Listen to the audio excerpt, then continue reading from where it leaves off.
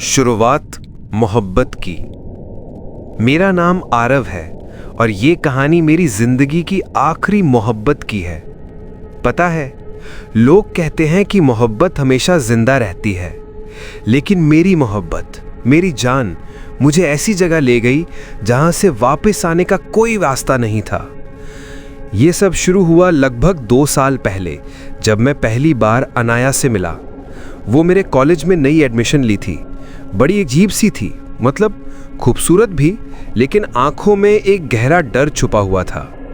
शुरुआत में तो मैं सिर्फ उसको देखकर ही रह जाता था, लेकिन धीरे धीरे हमारी बातें शुरू हुईं और फिर न जाने कब दोस्ती मोहब्बत में बदल गई, पता ही नहीं चला। मैं और अनाया अक्सर कॉलेज के बाद पुराने किले के पास घूमने जाते थे।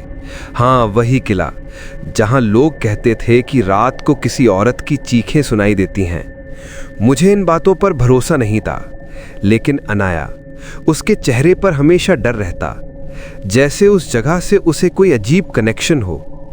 एक दिन जब हम उसी किले के पास बैठे थे, अनाया ने अचानक मेरा हाथ कसकर पकड़ लिया और बोली, आरव, अगर कभी मैं तुम्हें छोड़ दूं तो मुझे मत ढूंढना। मैं हंस पड़ा, पागल हो क्या, मैं तुम्हें कभी छोड़ने दूंगा ही नहीं। लेकिन उसके चेहरे पर हंसी की जगह आंसू थे।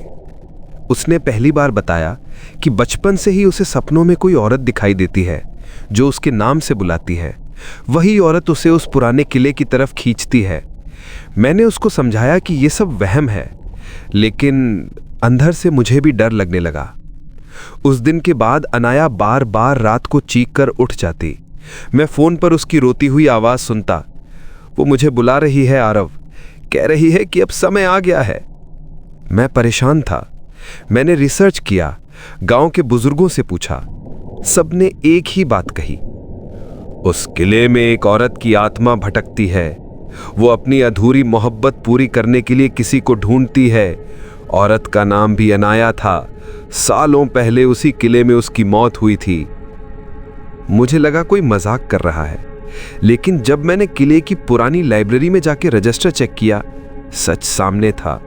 सालों पहले सच में वहां एक औरत थी, अनाया मल्होत्रा, और वो अपनी शादी से एक दिन पहले रहस्यमयी तरीके से मर गई थी। मेरे रोंगटे खड़े हो गए। मेरी अनाया और उस मरी हुई औरत का दोनों का नाम एक जैसा क्यों था? उस रात मैंने अनाया को घर छोड़ने का सोचा, लेकिन रास्ते में हमारी बाइक अचानक बंद हो गई। अंधेरा, सुनसान सड़क और ठंडी हवा। अनाया कांप रही थी। मैंने उसको गले लगाया, तभी पीछे से किसी औरत की हंसी सुनाई दी। मेरे गले में जैसे सांस अटक गई। मुड़कर देखा तो दूर धुंध में एक औरत खड़ी थी, लाल जोड़े में। उसका चेहरा धुंधला, लेकिन उसकी आंखें सीधे मेरी तरफ थीं। अनाया बेहोश हो गई। अगले दिन अनाया ने मुझे सच बताया। उसने कहा, आरव, मैं डरती हूं कि कहीं वो औरत मैं ही तो नहीं हूं, कहीं मैं उसकी अधूरी मोहब्बत का हिस्सा तो नहीं हूं।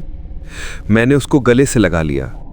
कुछ भी हो, मैं तुम्हें कभी अकेला नहीं छोड़ूंगा। लेकिन सच्चाई ये थी कि अब वो औरत हम दोनों के बीच आ चुकी थी। रात बरात उसकी परछाई और करीब आती जा रही थी। वो रात में कभी नहीं भूल सकता। हम दोनों किले के अंदर गए। मैंने सोचा आज इस डर का हमेशा के लिए अंत कर दूंगा। अंधेरा, टूटी हुई दीवारें और चारों तरफ खामोशी। अचानक वही औरत सामने आई, लाल जोड़े में, बिखरे बाल, खून से भरे होंठ। उसने अनाया की तरफ इशारा किया और बोली, तू मेरी है तो ही मेरी अधूरी मोहब्बत है। अनाया चीख पड़ी। मैंने उसके सामने खड़े होकर कहा, नहीं, अनाया मेरी है, मैं इसे कभी तुम्हारे पास नहीं जाने दूंगा। और तभी उस औरत ने मेरी तरफ हाथ बढ़ाया। ऐसा लगा जैसे मेरी पूरी जान खींच ली गई हो। मेरा शरीर जमीन पर गिर पड़ा। आखिरी बार मैंने अनाया को रोते हुए देखा और फिर सब अंधेरा हो गया। अब मैं नहीं हूं, लेकिन मेरी रूह आज भी भटकती है। पता है क्यों? क्योंकि मैंने वादा किया था, अनाया को कभी अकेला नहीं छोड़ूंगा, और मैं आज भी उसके पास हूं। बस वो मुझे देख नहीं सकती। ठीक है, ये थी मेरी कहानी, मेरी आखिरी मोहब्बत।